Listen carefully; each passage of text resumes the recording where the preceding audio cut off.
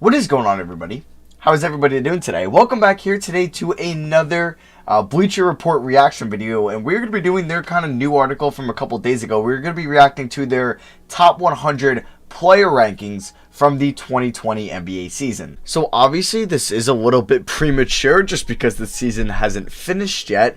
So I don't know. We're going to react to this today, and I know they did each position. I didn't kind of decide to react to each kind of position. I could have done that, but I decided not to. They obviously excluded guys that missed a lot of playing time, like Bagley, Cousins, Curry, KD, Griffin, Kennard, Oladipo, Thompson, and John Wall. And then here are the guys that missed the cut. Okay, so Harrison Barnes, all right. Mikal Bridges, all right.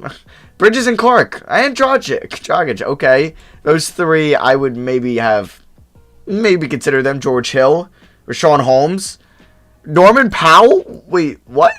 All right, I wonder how good this list actually gets, because no Norman Powell, no Rashawn Holmes, no JJ Redick, no Julius Randle, no Josh Richardson, no Colin Sexton, and no Tristan Thompson. All right, let's get into this. So we have DiVincenzo at 100.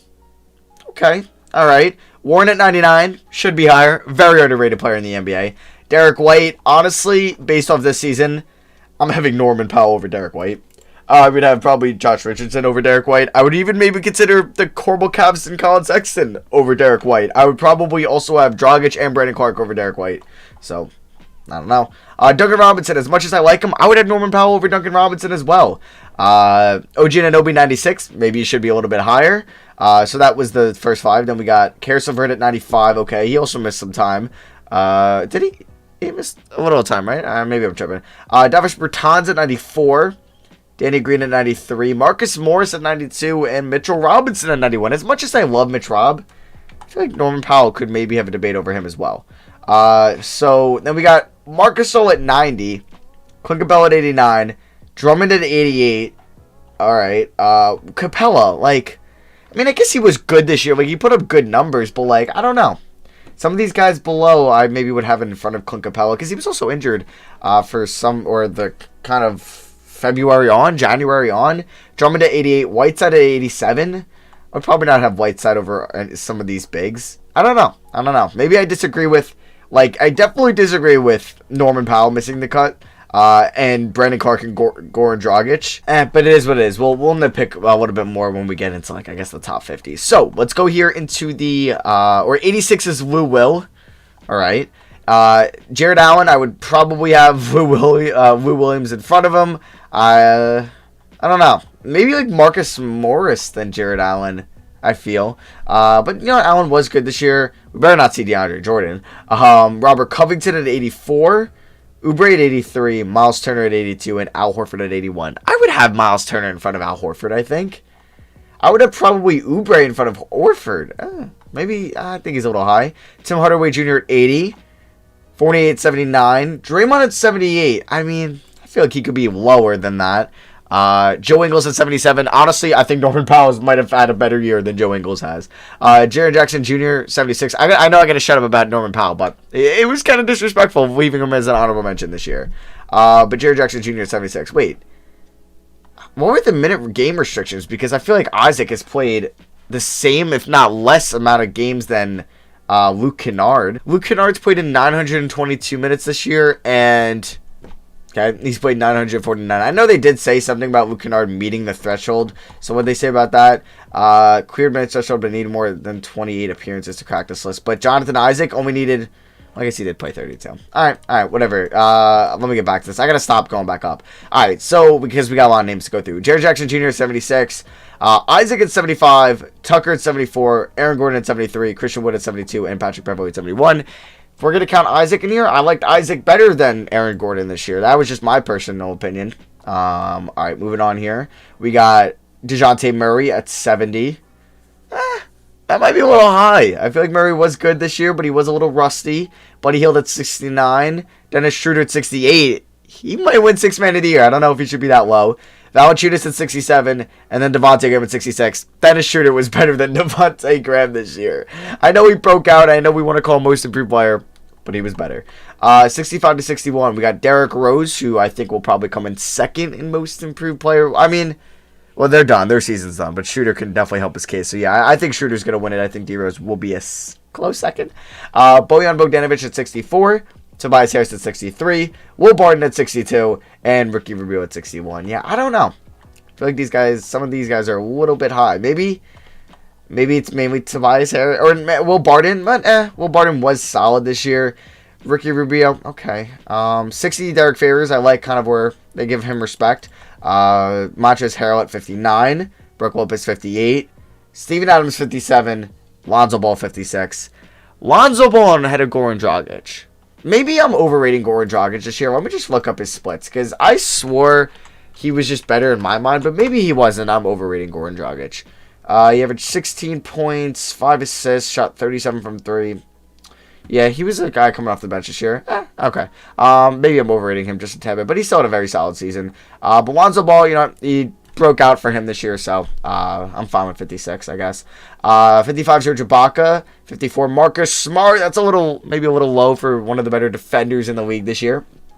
DeMar DeRozan at 53. Paul Millsap at 52. Okay. Kevin Love should not be in front of Paul Millsap. I don't think I agree with that whatsoever. I'm not a personal fan of that. I think I'd rather have even Jonathan Isaac over Kevin Love this year. So yeah, I think Kevin Love is way too high. He's probably the worst person on this list this year. Maybe not in front of Serge Ibaka, but that's just my opinion. So 50, we got LaMarcus Aldridge. Aldridge. 49, DeAndre Ayton. That is very high. Okay. 48, Malcolm Brogdon. 37, Jamal Murray. All right. 46, Spencer Dinwiddie. I feel like Schroeder should be a little bit closer to these guys. I think he's going to win 6th Man of the Year. So, all right. Dinwiddie at 46. I'm okay with that. In front of Murray is kind of bold, but I get where they're coming from. So, top 45, D'Lo. Right in front of Dinwiddie. All right. 45, D'Lo. 44, Zach LaVine. You know me. I think that's a tad bit too high. I'd probably put him between 50 and 60, but you know what? 44 is fine, actually. 44 is fine. I'm intrigued that they put him in front of D'Lo. I feel like some people will put D'Lo in front of LaVine, but they're very similar players. Good offensive talents. They can't really lead an efficient offense. Proven so far. Not good on the defensive end. Don't pass it too much. Well, D'Lo does. I'm wrong on that. I take that back. But you know what? I'm fine with this. 45 and 44. Yeah, I'm not going to hate on that too much. Gordon Hayward at 43. Okay. Pretty high up. I thought you would maybe have Marcus Smart in front of Gordon Hayward, but they clearly are valuing offense more than defense. Fred VanVleet at 42. Gotcha. John Collins here at 41. All right. Yeah. Clearly valuing offense more than defense, but Collins was very good this year. So 41 is pretty solid with me. Bledsoe at 40. I know some people I know if you bring it up to people. I just think a lot of people aren't going to put Bledsoe over D'Lo, but I guess if you're taking consideration that, yeah, he's on one of the league's best, or he's one of the league's best point guards, yeah, I guess, like, he's a good defender and one of the league's best defensive teams of the 21st century and possibly of all time, so if this is based off this season alone, yeah, because he's also on the best team in the NBA. Kristaps at 39, okay, we're getting into the top 40. Kristaps at 39. Gallo at 38. Gallo ahead of Kristaps. Okay. Very similar play styles on offense. Defense, not as much. But Gallo was okay defensively this year, I would say. One of his better years. Vucevic at 37. Whoa. I would have these two guys in front of Vucevic, personally. I would even have John Collins in front of Vucevic. Yeah. I would even have maybe Marcus Smart in front of Vucevic. So, yeah, I think Vucevic, tad bit high, but we got some foreign big men on a roll there. De'Aaron Fox at 36. I thought he did have an underrated season, but kind of like that ranking. Kings aren't going to make the playoffs, most likely. Sabonis at 35. He was an all-star this year. So, I mean, I personally think Kristaps could have had a better year than him if you kind of look at... I don't know. No, I'm fine with him at 35. Ja at 34. Okay. CJ McCollum at 33. Donovan Mitchell at 32. I don't know if that's a tad bit low. Shea at 31. Yeah. I think Donovan Mitchell's had a better year than Shea. Shea's had an incredible year, a top 50 year, 100% in his sophomore year, but that's a little high in my opinion. Just a little high. I'm a huge Shea fan, but just a little high. Jaylen Brown at 30. Okay. Deserved. Zion at 29. What? Wait. What? I thought there was a minute restriction, and you're not gonna put in Luke Kennard, who's played 400 more minutes because you haven't seen enough, but you'll put in Zion. Okay, he's played what, 19 games? 19 games? I mean, no, he was incredible in those 19 games, but I guess like I don't really get their criteria here. And right in front of Zion is his teammate Brandon Ingram, who I think definitely should be in front of him. He was an All-Star this year. Devin Booker, 27, another All-Star. Okay. I don't know who I would have in head. I think that I would have Ingram in front of Booker this year. Better team, technically. Both were All-Stars. He's a better defender. I don't know. Booker was great this year, don't get me wrong, but I would probably have Ingram one spot in head. Like, I would just swap them. Moving on to 26, we got Bam. Okay. Bam going in at 26. Drew Holiday at 25. I don't know if I would have Drew ahead of Booker and Ingram, but I mean, now they want to value defense. All right. I wish they were consistent with this. So Kemba at 24. Okay. I honestly think it could be a debate between, I was going to say like Ingram and Booker versus Kemba, but no, Kemba should be in head, I guess. 24. 23, Trae Young. I mean, if we're going to count success, which clearly they did for Eric Bledsoe, I think we should have Kemba in front of Trae Young. Russell Westbrook at 22. I mean, first half of what we've seen so far, maybe near 30, but what we've seen since like mid-January, he's been a top 15 guy, so maybe 22 is just a little bit too low. Yeah, Russ should be in front of Bradley Beal, definitely. All right. Okay, Kyle Lowry here. I would say it's a debate between him and Russ, but I would probably have Russ in front of Kyle Lowry. Kyrie Irving at 19. How many games has he played? How many games has Kyrie Irving played this year? Because this is just unbelievable. He has played in 20 games. 20 freaking games. A total of 700 minutes. Not even 660 minutes. That's stupid. That is dumb. That is complete dumb. What is the reasoning? The benefit of the doubt. What?